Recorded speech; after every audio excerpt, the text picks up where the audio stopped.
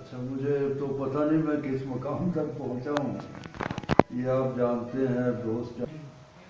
عزیز ناظرین گرامی، دوستوں ساتھیوں، امید ہے کہ آپ سب خیریت سے ہوں گے اور میری دعا کہ خدا بند کریم آپ کو صحت تندرستی اور عمر کی درازی عطا کرے۔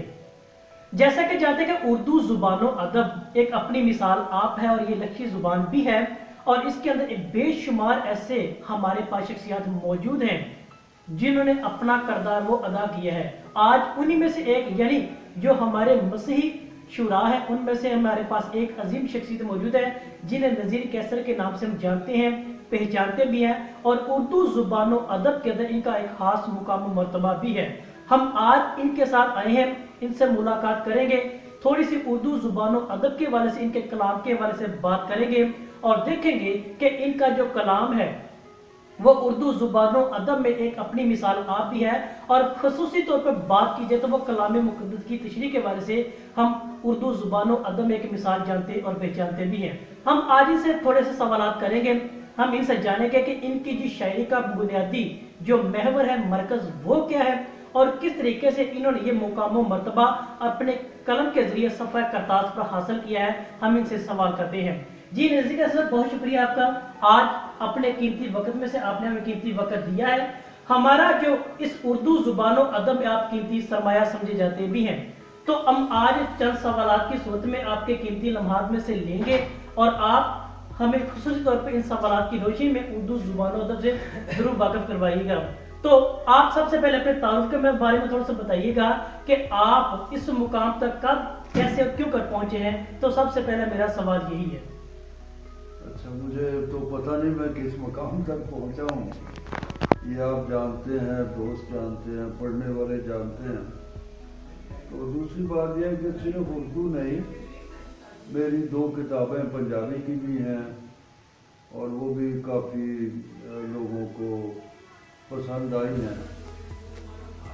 تو یہ میں نے یہ کیا کہ اپنے آپ کو دریافت کرنا کافی مشکل ہوتا ہے۔ بالکل یہی بات ہے۔ تو اپنے آپ کو جب دریافت کیا تو مجھے پتہ چلا کہ میں نیچر کا آدمی ہوں، فطرت کا آدمی ہوں۔ کچھ بچپن بھی میرا گزرا دریا کے کنارے، باغوں میں، جہلم، دریا بڑا رواں ہوتا تھا، درخت بہت تھے، اور کچھ اندر سے بھی میں محسوس کرتا تھا کہ میرے اندر بھی کچھ باغات ہیں، کچھ درخت ہیں، کچھ پرندے ہیں، آسمان ہے۔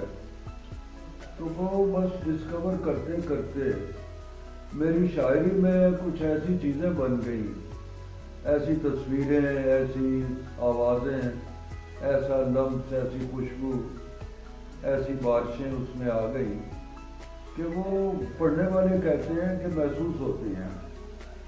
جیلانی کامران ہمارے بہت بڑے ایک شاعر اور کرٹک تھے ماڈرن پوئٹری میں، تو انگلش کے ہیڈ آف ڈپارٹمنٹ بھی رہے ہو، ڈی سی میں رہے، پھر کچھ عرصہ اور دوسرے کالجز، یونیورسٹیز میں بھی۔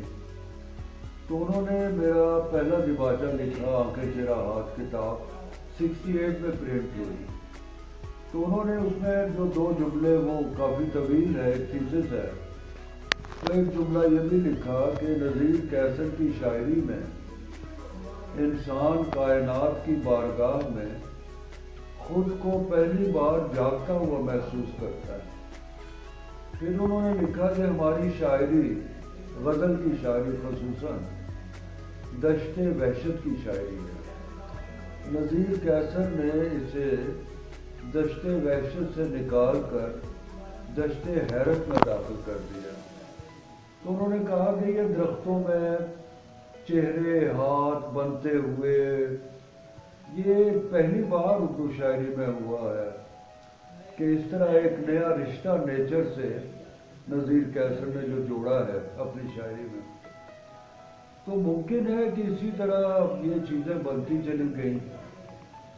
پھر کسی دوست نے مجھ سے سوال کیا تھا کہ آپ پر کن کتابوں کا زیادہ اثر ہوا؟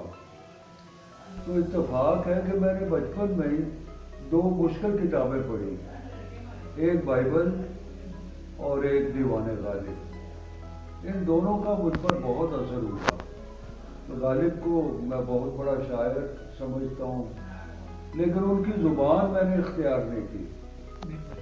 تو میں نے جو پیرایا جو تھا بات کرنے کا، زبان کا، وہ بائبل سے اخذ کیا.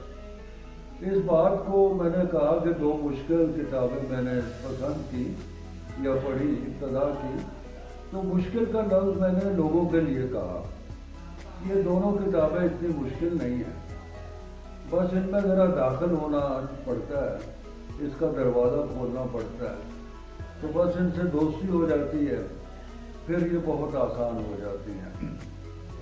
اور بائبل کا مسئلہ یہ ہے کہ ہم اس کو رسمی معنوں میں ایک مذہبی کتاب سمجھ کے پڑھتے ہیں. تو وہ ایک الہامی کتاب بھی ہے، لیکن ایک ادبی کتاب بھی ہے. تو ادبی رشتہ ہم نے اس سے جوڑا نہیں. اور دنیا کی ویسے تمام جو صحائف ہیں اس میں ادب کا بہت ایک گہرا لمس، ایک ٹچ ہے، ایک رچاؤ ہے. تو اس کو ذرا تلاش کرنا پڑتا ہے، محسوس کرنا پڑتا ہے.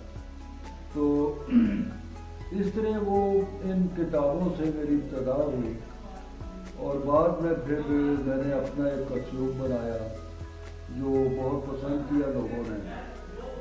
جی بہت شکریہ سر آپ کے ان قیمتی لمحات کا جو آپ نے اپنے قیمتی وقت میں سے دیا ہے، اور اپنی اس قیمتی رائے سے بھی ہمیں آگاہ کیا کہ خاص طور پر آپ کا جو بیان کرنا ہے کلام مقدس کے حوالے سے ہے. یعنی بنیادی طور پر دیکھا جائے تو ابتدا اور انتہا ہمارے لیے زندگی کسی بھی میدان کو دیکھے تو کلام مقدس ہی ہمارے لیے ایک بہترین شمع اور روشنی بھی ہے.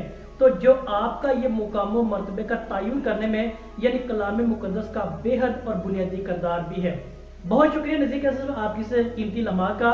مزید اگر آئندہ آنے والے ایام میں خدا نے چاہا تو آپ سے ضرور اس حوالے سے بات کریں گے.